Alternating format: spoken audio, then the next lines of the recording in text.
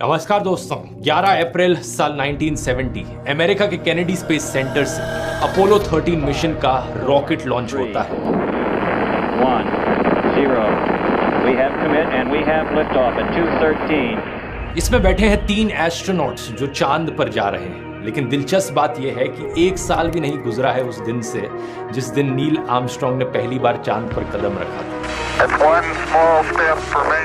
और नासा का ये ऑलरेडी तीसरा मिशन था लोगों को मून तक भेजने का। पिछले 2 मिशन के सक्सेस को देखकर इस रॉकेट में बैठे एस्ट्रोनॉट्स बड़े कॉन्फिडेंट थे अपने मिशन को लेकर और अपने सपने को लेकर। इनका सपना चांद पर कदम रखने का। लेकिन इस वक्त ये इस बात से बेखबर थे कि इनका ये सपना कभी हकीकत नहीं बनेगा। 13 अप्रैल साल 1970 जब इनका स्पेसक्राफ्ट धरती से करीब 3,30,000 किलोमीटर दूर था, अचानक से इन्हें एक धमाके की आवाज सुनाई देती है। एक बहुत बड़ा धमाका जिससे पूरा स्पेसक्राफ्ट हिल जाता है। कुछ ही सेकंड्स के अंदर 10 वार्निंग लाइट्स और अलार्म्स बजने लगते हैं, बड़ी तेज तेज। पता चलता है कि इनका एक ऑक्सीजन टैंक पूरी तरीके से फट चुका है और दूसरे ऑक्सीजन टैंक में हवा बड़ी तेजी से कम हो जा रही है।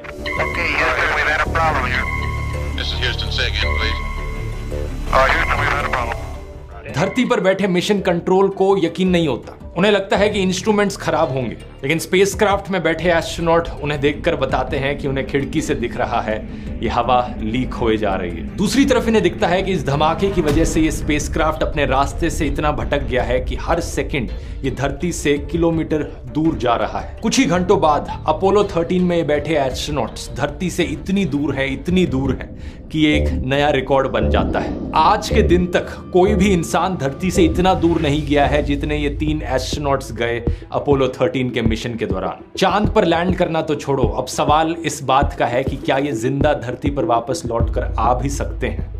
ये है अपोलो 13 की दिल दहला देने वाली कहानी।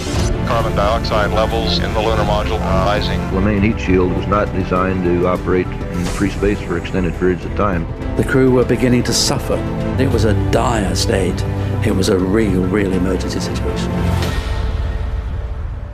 साल 1961 में American president John F Kennedy ने दुनिया के सामने वादा किया था कि वो दशक खत्म होने से पहले इंसानों को चांद तक पहुंचा देंगे।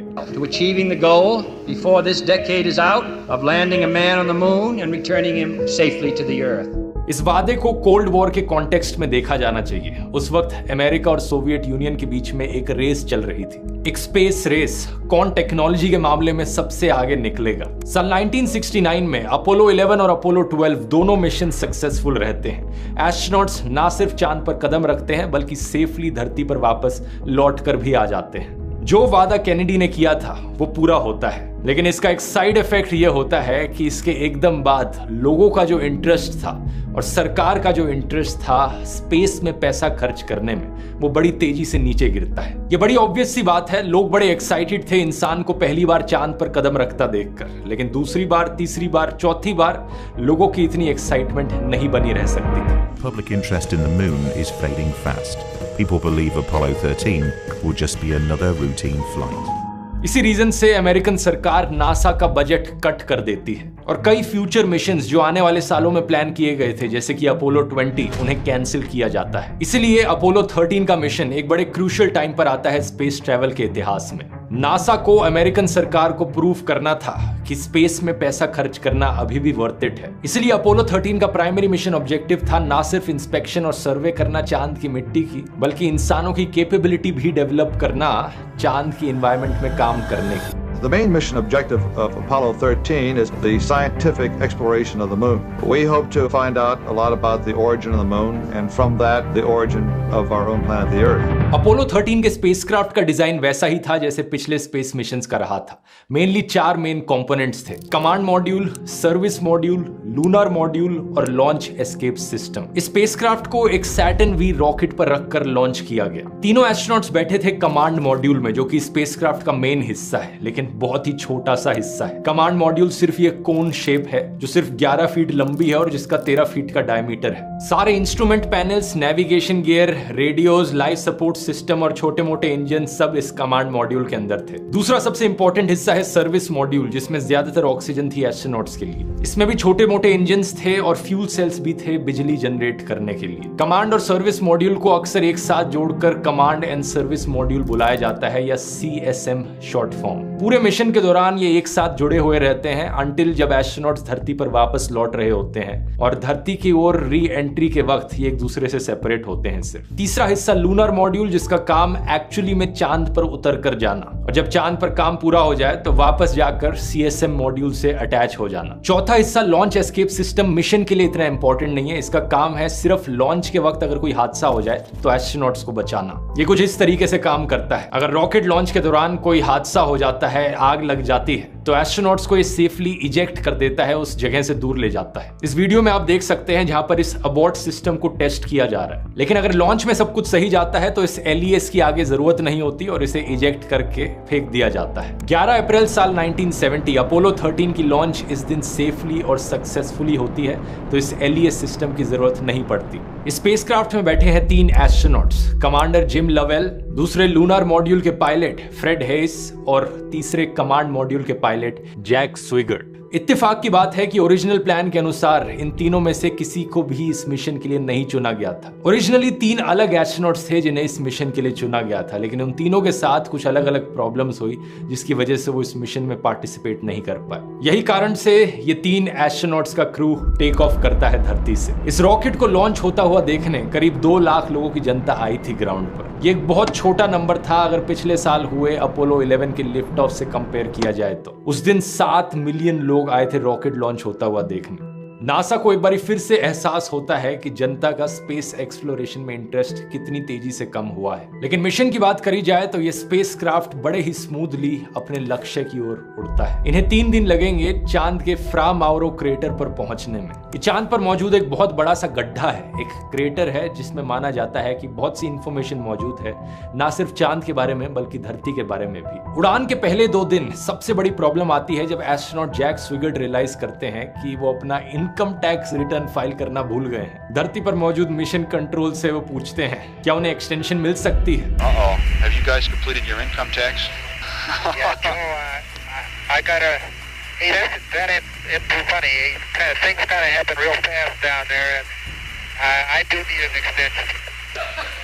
I didn't get mine filed. I'm really serious. वहां हंसते हंसते उन्हें जवाब मिलता है कि मिल सकती है 60 डे की एक्सटेंशन उन्हें। इस कॉन्वर्सेशन से पता चलता है कि सब कुछ सही जा रहा था। पहले 2 दिन किसी भी तरीके की अड़चने नहीं आई मिशन में। मिशन के 46 आवर्स 43 मिनट्स पर कैप्सूल कम्युनिकेटर जो ड्यूटी पर थे उस वक्त वो कहते हैं कि स्पेसक्राफ्ट बहुत ही अच्छी शेप में है और हम यहाँ बैठे बैठे बोर हो रहे हैं। This Apollo Control at 46 hours 43 minutes. Spacecraft's in real good shape as far as we're concerned, Jim. We're aboard the Tears down here. चीजें इतनी स्मूथली चल रही थी कि लोग बोर हो रहे थे। वैसे सुनकर आपको बहुत अजीब लगेगा, लेकिन अपने आप को इंटेंशनली बोर होने का समय देना एक बहुत ही अच्छी चीज है मेरी राय में। मेरा मानना है कि अगर आपको अपनी प्रोडक्टिविटी और क्रिएटिविटी को मैक्सिमाइज करना है तो दिन में कुछ समय आपको खाली छोड़ना पड़ेगा। खाली समय जहां पर आप लिटरली कुछ नहीं कर रहे, बस बोर हो रहे हो। ये चीज माइंड को रिलैक्स करने के लिए बहुत ही जरूरी है, स्पेशली आज के जमाने में कि 5 सेकंड भी कोई आदमी बोर होता है तो आज के दिन वो अपना फोन निकालकर स्क्रॉल करने लग जाता है। यही एक बड़ा राज है कि मैं अपना टाइम इतनी एफिशिएंटली कैसे मैनेज कर पाता हूं और इतने सारे वीडियोस आपको कंसिस्टेंटली दे पाता हूं, वो भी कंटिन्यूसली ट्रैवल करते करते।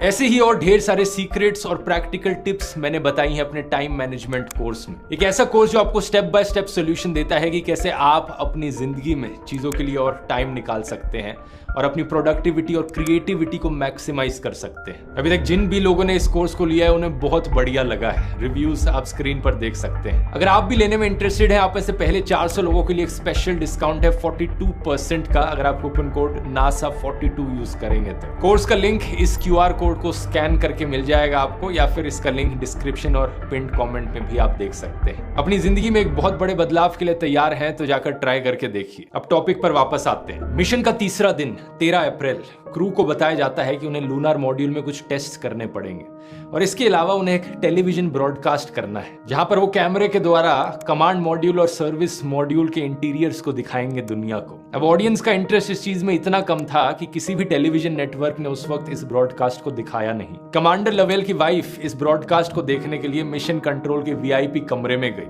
ये टीवी ब्रॉडकास्ट खत्म होने के करीब 6.5 मिनट बाद धरती पर बैठे फ्लाइट कंट्रोलर्स एस्ट्रोनॉट स्विगर्ट को कहते हैं कि ऑक्सीजन लेवल वो एक बार जाकर चेक करें। इसमें कुछ अनयूजुअल नहीं था, ये बस एक रूटीन चेक था सर्विस मॉड्यूल में मौजूद ऑक्सीजन टैंक्स का। और जैसे ही ये चेक हो रहा था, अचानक से एक बहुत बड़ा धमाका होता है। ढेरों वार्निंग लाइट्स और अलार्म्स बजने लग जाते हैं। जैसा मैंने वीडियो के शुरू में बताया था, स्पेसक्राफ्ट में बैठे एस्ट्रोनॉट्स को एक बड़ा झटका भी लगता है। कमांडर लोवेल मिशन कंट्रोल को संपर्क करके कहते हैं, Houston, we have had a problem. पता चलता है ऑक्सीजन का एक टैंक पूरी तरीके से खत्म हो चुका है और दूसरे टैंक में ऑक्सीजन बड़ी तेजी से नीचे गिर रही है। धरती पर बैठे मिशन कंट्रोल को पहले लगा था कि ये इंस्ट्रूमेंट्स गलत दिखा रहे होंगे, लेकिन यही सच्चाई होती है। सभी लोगों को अर्जेंटली एक्शन लेने की जरूरत थी अगर इन एस्ट्रोनॉट्स की जान को बचाना था तो। जो टीवी चैनल्स इस मिशन को बोरिंग बताकर खबरों में नहीं दिखा रहे थे, अब अचानक से ये न्यूज हेडलाइन बन जाती है। Apollo 13 to the moon is in serious jeopardy this morning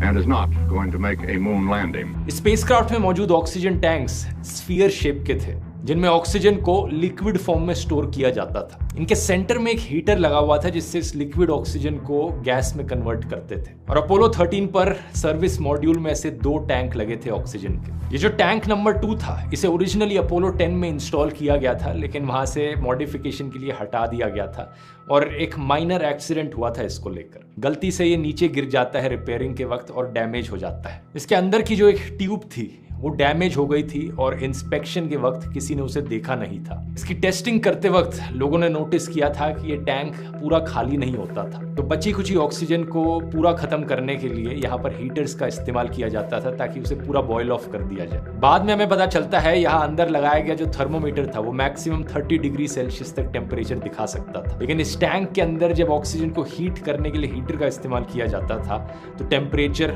538 degree Celsius तक भी पहुंच जाता था। ये एक्सट्रीम हीटिंग किसी ने नोटिस नहीं करी क्योंकि थर्मोमीटर में दिखती ही नहीं थी। इसी एक्सट्रीम हीटिंग की वजह से इस टैंक के अंदर लगी जो इलेक्ट्रिकल वायर्स थी उनकी इंसुलेशन डैमेज हो गई थी। मिशन के शुरू होने से पहले नासा के मैनेजर्स और इंजीनियर्स ने इस टैंक की जांच पड़ताल करके इस टैंक को अप्रूव किया था, लेकिन वो इस अंदर के डैमेज को देख नहीं पाए थे। और इसी की वजह से अपोलो 13 के मिशन के दौरान जब रूटीन चेक किया जा रहा था इस टैंक का तीसरे दिन पर, और उन इलेक्ट्रिक वायर्स की वजह से एक स्पार्क होता है, ये टैंक फट जाता है। चांस की बात थी कि ये टैंक स्पेसक्राफ्ट के बाहर की तरफ लगा हुआ था। अगर ये स्पेसक्राफ्ट के अंदर लगा होता और वहां फटता तो इंस्टेंटली ये सारे एस्ट्रोनॉट्स मारे जाते, लेकिन क्योंकि ये बाहर लगा था तो एक्सप्लोजन बाहर की तरफ हुआ और सर्विस मॉड्यूल में सिर्फ 13 फुट का एक पैनल डैमेज हुआ। इसके अलावा और क्या कुछ डैमेज हुआ था स्पेसक्राफ्ट में, एस्ट्रोनॉट्स इतने श्योर नहीं थे। अब सभी को एक बहुत बड़ा फैसला लेना था, धरती पर वापस लौटने का कौन सा रास्ता लिया जाए। फास्टेस्ट तरीका धरती पर वापस लौटने का था कि स्पेसक्राफ्ट को उल्टा घुमा लिया जाए,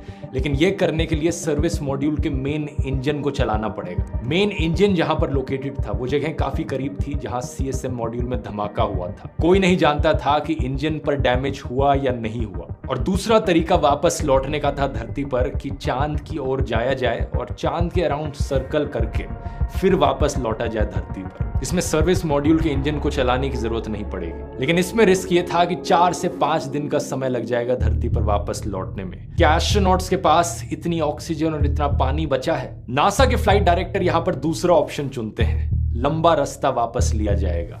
Okay, here we go. Mid-course correction for free return. And I have your LEM. Astronauts को कहा जाता है कि सीएसएम मॉड्यूल को शट डाउन कर दें वो इमीडिएटली, और वापस लौटते समय वो लूनार मॉड्यूल को एक लाइफ बोट की तरह इस्तेमाल करें। ये डिसीजन काफी सेफ ऑप्शन था, लेकिन इसमें भी कई प्रॉब्लम्स थी। लूनार मॉड्यूल को इस तरीके से डिजाइन किया गया था कि उसमें 2 एस्ट्रोनॉट्स बैठ पाए करीब 20 घंटे के लिए, क्योंकि जैसा मैंने आपको बताया उसका ओरिजिनल पर्पस था चांद पर लैंड करके वापस सीएसएम मॉड्यूल से अटैच हो जाना। लेकिन अब यहां पर एक्सपेक्ट किया जा रहा था कि ये 3 लोग बैठेंगे उस लूनार मॉड्यूल के अंदर 4 से 5 दिन तक। लूनार मॉड्यूल के इंजन्स को भी इस तरीके से डिजाइन नहीं किया गया था कि उन्हें बार बार फायर किया जा सके, तो ये भी कई मायनों में बहुत ही रिस्की चीज करी जा रही थी। अपनी सप्लाईज और एनर्जी बचाए रखने के लिए एस्ट्रोनॉट्स को कहा जाता है कि स्पेसक्राफ्ट में मौजूद सारे नॉन एसेंशियल सिस्टम्स को शट डाउन कर दें, इंक्लूडिंग जो हीटर्स लगाए गए हैं उसके अंदर। बिजली बचाना बहुत जरूरी है यहाँ पर। इस प्लान के अनुसार एस्ट्रोनॉट्स लूनार मॉड्यूल में बैठ जाते हैं और पहली बार लूनार मॉड्यूल के इंजन्स को फायर किया जाता है। जब इंजन को चालू किया जाता है तो उसे बर्न कहा जाता है। तो पहला बर्न ये करते हैं अपने नए रास्ते पर आने के लिए। इस बर्न की मदद से ये चांद की दूसरी तरफ पहुंच जाते हैं, the far side of the moon. ये दुनिया के पहले इंसान बन जाते हैं धरती से इतनी दूर जाने वाले, और ये रिकॉर्ड आज तक अनबीटेबल है। अपने फर्देस्ट पॉइंट पर ये धरती से 4 लाख किलोमीटर दूर थे। अब अगर ये इसी रास्ते पर बने रहे तो ये धरती पर पहुंच जाएंगे करीब 153 आवर्स आफ्टर लॉन्च। लेकिन ये टाइम मार्जिन बड़ा ही रिस्की था। अगर ये इतने समय बाद धरती पर पहुंचेंगे तो जो खाना और पानी वहां मौजूद है, जो ऑक्सीजन मौजूद है एस्ट्रोनॉट्स के लिए, वो सिर्फ 1 घंटे की बचेगी। ग्राउंड पर मौजूद नासा की टीम का मानना था कि ये मार्जिन बहुत कम है, इसलिए एस्ट्रोनॉट्स को कहा जाता है लूनर मॉड्यूल के इंजन को दूसरी बारी बर्न करो।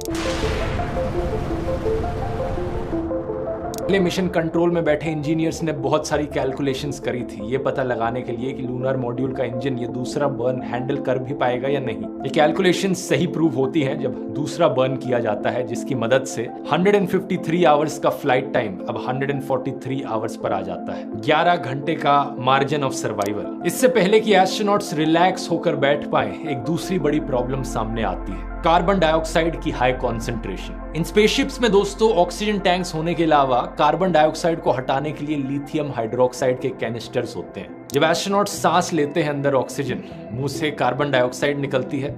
उस कार्बन डाइऑक्साइड को अगर हटाया नहीं जाएगा तो कार्बन डाइऑक्साइड की बहुत ज्यादा मात्रा हो जाएगी जो प्रॉब्लमेटिक हो सकती है। इसलिए लिथियम हाइड्रोक्साइड के कैनिस्टर्स इस्तेमाल किए जाते हैं ताकि कार्बन डाइऑक्साइड उससे रिएक्ट करे और लिथियम कार्बोनेट बने। लेकिन प्रॉब्लम यहाँ पर यह थी कि लूनर मॉड्यूल में जो कैनिस्टर्स रखे थे लिथियम हाइड्रोक्साइड के, वो सिर्फ 2 लोगों के लिए बने थे 2 दिन सर्वाइव करने के लिए। लेकिन यहाँ 3 लोग मौजूद थे जो 4 दिन तक सर्वाइव करना चाह रहे थे। अच्छी चीज यहाँ पर यह थी कि कमांड मॉड्यूल में भी कुछ कैनिस्टर्स रखे थे, लेकिन उनका जो फिल्टर था वो स्क्वायर था और यहाँ लूनर मॉड्यूल वाले सर्कुलर शेप के थे। इस प्रॉब्लम को सॉल्व करने के लिए ग्राउंड पर मौजूद एक्सपर्ट्स के पास 24 घंटे का समय था। एस्ट्रोनॉट्स स्पेसक्राफ्ट से कम्युनिकेट करके बताते हैं कि उनके आसपास क्या क्या चीजें मौजूद हैं। प्लास्टिक बैग्स, कार्डबोर्ड, कुछ सूट के होजेस, कुछ डक्ट टेप, कुछ ऐसा बनाया जाए जिससे इस प्रॉब्लम का सोल्यूशन निकाला जा सके। और कुछ ही घंटों बाद एक्सपेरिमेंट करने के वो एक कॉन्ट्रैप्शन बनाते हैं जिससे ये सब काम कर सके। स्टेप बाय स्टेप इंस्ट्रक्शंस देने के बाद एक नया डिवाइस बनाया जाता है वहां मौजूद चीजों से, जिससे कार्बन डाइऑक्साइड का लेवल वापस नीचे गिरता है।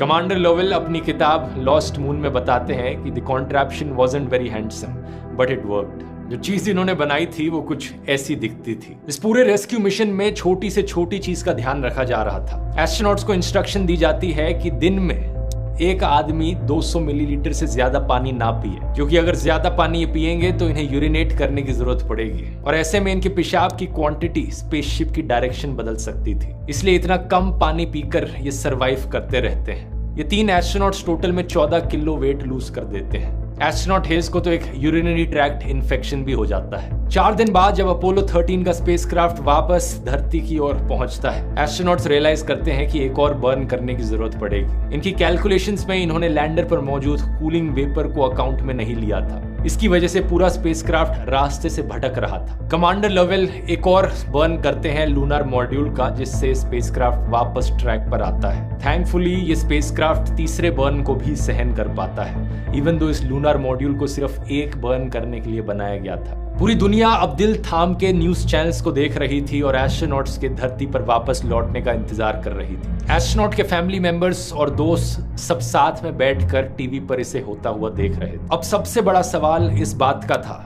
जब ये टूटा हुआ स्पेसक्राफ्ट धरती की एटमॉस्फेयर में एंटर करेगा, जो हीट इंपैक्ट देखने को मिलेगा, क्या ये स्पेसक्राफ्ट उसे सस्टेन कर पाएगा? क्या एस्ट्रोनॉट्स अंदर बैठे जिंदा बच पाएंगे? इस चीज के लिए एस्ट्रोनॉट्स को लूनर मॉड्यूल से वापस कमांड मॉड्यूल में लौट जाना था, क्योंकि सिर्फ कमांड मॉड्यूल ही धरती के अंदर री एंट्री के लिए बनाया गया था। जैसे ही ये कमांड मॉड्यूल धरती की एटमॉस्फेयर से गुजरता है, एक कम्युनिकेशन ब्लैकआउट हो जाता है। ये चीज होनी नॉर्मल बात थी, क्योंकि हवा की आयनाइजेशन से जो रेडियो वेव्स हैं वो ब्लॉक हो जाती हैं और कम्युनिकेशन नहीं हो सकता ग्राउंड पर मौजूद नासा के एम्प्लॉयज और स्पेसक्राफ्ट में बैठे एस्ट्रोनॉट्स के बीच। आमतौर पर ये कम्युनिकेशन ब्लैकआउट 2 से 3 मिनट के लिए होता है। एक्सपेक्ट किया जा रहा था कि यहाँ का कम्युनिकेशन ब्लैकआउट मैक्सिमम 3 मिनट के लिए होगा। 3 मिनट पूरे होते हैं, लेकिन कोई जवाब दूसरी तरफ से सुनाई नहीं देता। 10 सेकंड गुजर जाते हैं, 30 सेकंड, 60 सेकंड, 4 मिनट बाद भी स्पेसक्राफ्ट की तरफ से कोई कम्युनिकेशन वापस नहीं आया। क्या एस्ट्रोनॉट्स जिंदा बच पाए या नहीं? 4 मिनट 27 सेकंड बाद फाइनली दूसरी तरफ से कम्युनिकेशन आती है। टेलीविजन पर देख रही जनता की जान में जान आती है। तीनों के तीनों एस्ट्रोनॉट्स जिंदा बच गए हैं। कमांड मॉड्यूल पर पैराशूट डिप्लॉय होता है और वो पैसिफिक ओशन के अंदर धीरे से जाकर गिर जाता है। Teamwork was necessary. Good leadership, initiative, to think outside of the box when things go wrong, how do we repair them? Those are the three things that were absolutely necessary. ये तीनों एस्ट्रोनॉट्स खुशी-खुशी घर वापस लौटते हैं। हालांकि ये mission fail रहा, इन तीनों में से किसी भी एस्ट्रोनॉट ने चांद पर कदम रखा नहीं, लेकिन फिर भी अपोलो 13 का ये मिशन इतिहास के पन्नों में अपनी जगह बना लेता है। अपोलो 13 के इस ऐतिहासिक रेस्क्यू मिशन और एस्ट्रोनॉट्स की बहादुरी को दर्शाते हुए इस पर कई किताबें लिखी जाती हैं और फिल्में बनती हैं। इस इंसिडेंट में इन्वेस्टिगेशन के बाद कई सारे सेफ्टी मेजर्स अडॉप्ट किए जाते हैं नासा के द्वारा, जिससे कि आगे आने वाले फ्यूचर के मिशंस में ऐसा कोई हादसा दोबारा नहीं देखने को मिलता। अपोलो 13 के बाद अपोलो 14, अपोलो 15, अपोलो 16 और अपोलो 17 सारे मिशंस सक्सेसफुल रहते हैं। 7 दिसंबर 1972 अपोलो 17 आखिरी मिशन होता है नासा का अपोलो प्रोग्राम में। इसमें बैठे एस्ट्रोनॉट्स 3 दिन बिताते हैं चांद के सरफेस पर, और यह आखिरी बार था आज के दिन तक जब इंसान चांद पर गए। क्या कारण इसके पीछे? इस सवाल का जवाब आपको मिलेगा मेरे अपोलो 11 वाले वीडियो में। इस वीडियो में मैंने नील आर्मस्ट्रांग के मिशन को डिस्कस किया है, यहां क्लिक करके आप देख सकते हैं। बहुत बहुत धन्यवाद।